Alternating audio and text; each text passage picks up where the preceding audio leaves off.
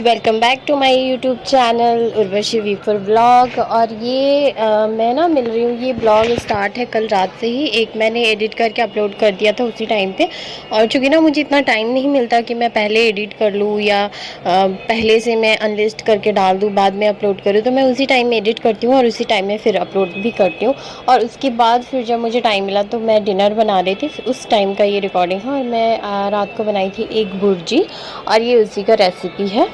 तो इसके लिए ना पहले एकदम फाइन ऑनियन को ना चॉप कर लेना होता है। तो ये मैंने उसको चॉप कर लिया है। और उसके बाद उसी के साथ में टमाटर, हरी मिर्च वगैरह सब भी मैं काट लूँगी, धनिया पत्ता। और ज़्यादा कुछ नहीं देती हूँ क्योंकि बच्चे हैं ना, तो बच्चों को नहीं पसंद है ये सब चीज़ें बहुत ज़्यादा अगर डाल दो ना। हरी मिर्च भी एकदम लिमिटेड देते हैं। और अदरक वगैरह भी मैं दे सकती थी, बट वही बच्चे हैं तो ज़्यादा नहीं दिया मैंने। और टमाटर को भी मैं एकदम रफली चॉप कर लूँगी। और बस उसके बाद बहुत इजी और बहुत जल्दी में बन जाता है और बहुत टेस्टी बनता है। तो इसलिए ना एक भुर्जी जब भी कोई जल्दबाजी होता है या टाइम नहीं होता मेरे पास, और अगर डे के हिसाब से, जैसे हम इंडियन है तो बहुत सारी डे को मानते हैं ना, जैसे मंगलवार, वीरवार, ये सबको नहीं खाना है नॉनवेज वगैरह, तो बच्चे को भी नहीं देते हैं। तो ये मैंने हरी मिर्च को भी फाइन चॉप कर लिया है एकदम बारीक ही, क्योंकि बड़े बड़े भी अगर बच्चे के मुंह में जाए ना तो वो फिर वहाँ पे खाना नहीं खा पाते, और छोटे छोटे जाते तो उतना फ़र्क नहीं पड़ता। और ये ना मैं यशु को कुछ देर के लिए ना डायपर फ्री टाइम देती हूँ, उसको डायपर से फ्री रखती हूँ थोड़ी देर के लिए, 1-1.5 घंटे के लिए। तो ये शाम का ही टाइम होता है और दिन में भी 1-2 घंटा। अभी तो गर्मी आ गया तो अभी मैं और ज़्यादा उसको डायपर फ्री टाइम दूँगी, बट ये कल शाम के टाइम का है। वही एडिट करने के बाद ना ये मैं उसके साथ थोड़ा सा डायपर फ्री टाइम उसको दी थी। और एक मैंने ना उसको बिस्किट पकड़ा दिया था, तो वो उसको खा तो नहीं रहा था, बट उसके साथ वो पता नहीं एंजॉय कर रहा था। तो वही। और ये ना वहाँ पे बस खेल रहा था। मैट मैं डाल देती हूँ हॉल में और ये वहाँ पे खेलते रहता है। बिस्किट वगैरह कुछ भी स्नैक्स पकड़ा देती हूँ थोड़े से ना, तो इस टाइम पे वो खेलता है। और इधर मैं फिर डिनर भी बना लेती हूँ। और ये मैं डिनर में वही। और यार आप ना एक चीज़ इग्नोर करना, ये ना जैसे मैंने एक कढ़ाई अलग ही रखा हुआ है। क्यों रखा हुआ है इसका रीज़न भी आपको जल्दी ही पता चलेगा। कुछ भी मैं नॉनवेज बनाती हूँ ना, तो उसकी जो बर्तन है वो सारी मैंने अलग रख रखी है।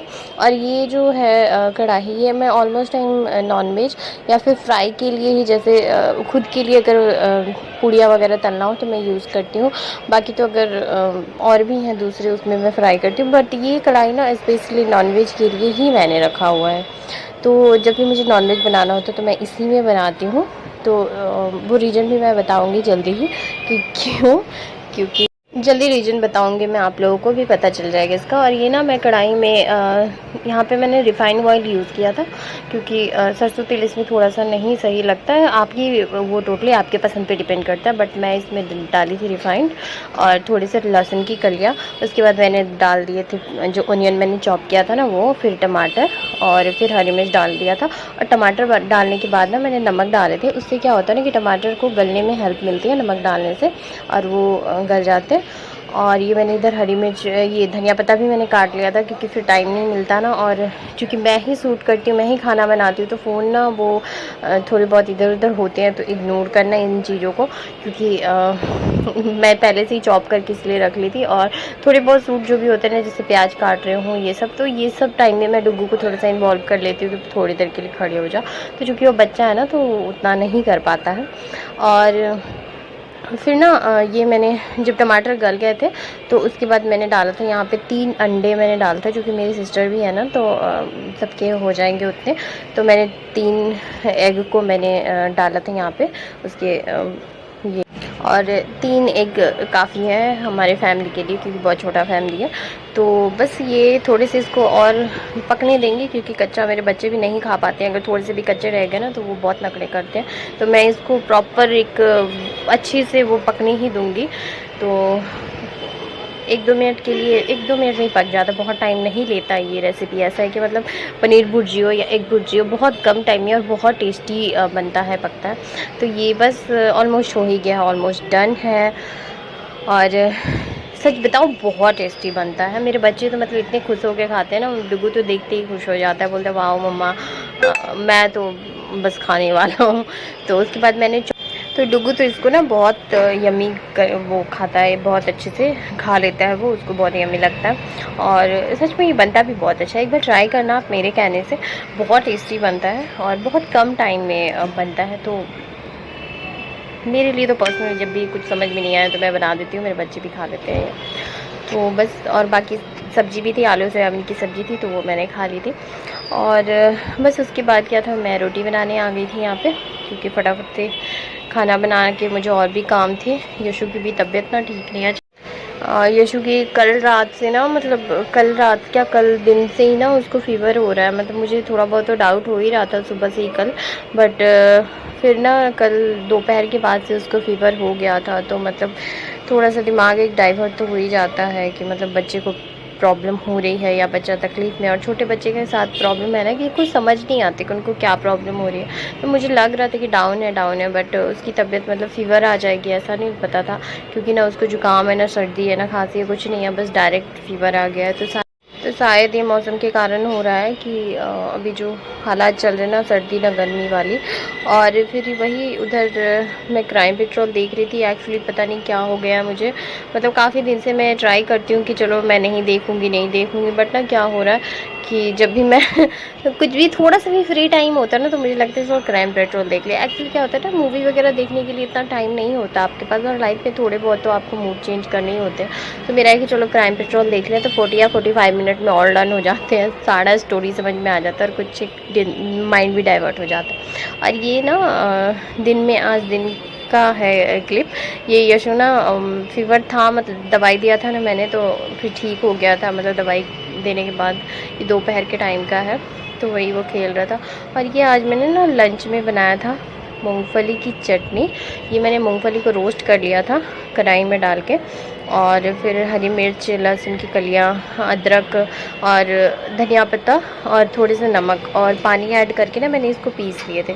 मूंगफली को ना रोस्ट करने के बाद कोई कपड़े में बांध के ना आप उसको रब करोगे ना हल्के हाथों से, तो उसके सारी जो छिलके होती है ना वो निकल जाती है।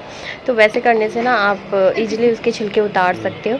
और फिर उसको मैंने ग्राइंडर में पीस लिए थे। तो इसको पीसने में ही थोड़ा बहुत ध्यान देना पड़ता है, क्योंकि वो जल्दी पिसता नहीं है, एकदम बारीक भी बहुत जल्दी नहीं होता है। और चूँकि अदरक वगैरह था तो थोड़ा सा टाइम लग रहा था। मैंने थोड़े से मुझे लग रहे थे कि हरी मिर्च ना अभी जो इस बार मैं लेके आई हूँ ना, वो सही नहीं है, वो बहुत ज़्यादा तीखी नहीं हो रहा है, तो मुझे और 1-2 हरी मिर्च ऐड करने पड़े थे। और ये बस पिस गई है मेरी चटनी। और इसके बाद ना इसमें मैं एक और चीज़ ऐड करती हूँ, वो है दही। दही को ना मैं मिक्सी के जार में, जो वही उसी में जो लगा हुआ था चटनी वाले में ही, वो वेस्ट चला जाता अगर धो देती तो उसी में मैंने दही डाला और थोड़े से काले नमक डाले थे। मैंने पहले ही नमक कम डाले थे ताकि मुझे ये काला नमक भी ऐड करना था दही के साथ, क्योंकि दही भी है ना, तो नमक सही हो, दोनों का लेवल तो सही लगता नहीं। तो दही से ना नमक थोड़ा खट्टा ज़्यादा लगता है, नमक कम हो जाता। तो मैंने फिर काली मिर्च, वो काली नमक ऐड किए थे। और ये थोड़े से ना उसको चलाने होते हैं, फेंटने होते हैं, मतलब मिक्स करने होते हैं दोनों को। तो बस ये मिक्स हो गए हैं, और ये मिक्स हो गए हैं यहाँ पे अच्छे से। तो धीरे धीरे करके हल्के हल्के फेंट लो। ये जो अंडा फेंटने वाले आते हैं ना, उससे फेंटोगे तो अच्छे से हो जाते हैं। अगर कम आप चटनी बना रहे हो ना, कम बना रहे हो, तो आप दोनों को, दही को और मूंगफली को भी साथ में पीस सकते हो, बट मेरे थोड़े से ज़्यादा थे तो इसलिए मैंने दोनों को अलग अलग पीसा था और ऐसे करके मिक्स कर दिया था। और इसके बाद से ना मुझे तड़के लगाने हैं उसके ऊपर से, तो इसको मैंने ढक के साइड कर दिया। और एक तड़का के लिए मैंने इसमें कड़छुल बोलते हैं हमारे तरफ, तो इसमें मैंने सरसों तेल डाला है, राई डाला है, जो येलो वाला सरसों होता है ना, एक्चुअली इसमें जाता है वो ब्लैक वाला ही, जो मस्टर्ड सीड होता है वो जाता है, बट मेरे पास वो था नहीं तो मैंने येलो वाला डाल दिया। और साबुत लाल मिर्च डाल दी है। और उसके बाद मैंने ऊपर से कड़ी पत्ता डाला है, क्योंकि ये बहुत सेफली डालना होता है, नहीं तो बच्चे हो तो फिर उसको दूर ही हटा दो, बहुत तेल उड़ते हैं इसमें से। और फिर इसके ऊपर से मैंने ये तड़का डाल दिया था। देखो दिखने में लग रहा है ना यम्मी, बहुत बहुत यम्मी लगता है ये चटनी, मतलब बहुत यम्मी बनता है। और इसके बाद फिर मैंने बनाए थे आलू के पराठे। ये आप चाहो तो किसी भी पराठे के साथ, आलू के, मेथी के, मूली के, किसी भी पराठे के साथ खा सकते हो, या फिर कचौड़ी वगैरह के साथ भी खा सकते हो, पूड़ी के साथ भी खा सकते हो। प्लेन पूड़ी बना लो अजवाइन वाली, उसके साथ भी ये चटनी खा सकते हो। बट मेरा फेवरेट, ऑल टाइम फेवरेट है आलू के पराठे के साथ। एक्चुअली ये डिश ना मेरी मौसी का है, मैंने फ़र्स्ट टाइम उनसे ही सीखा था।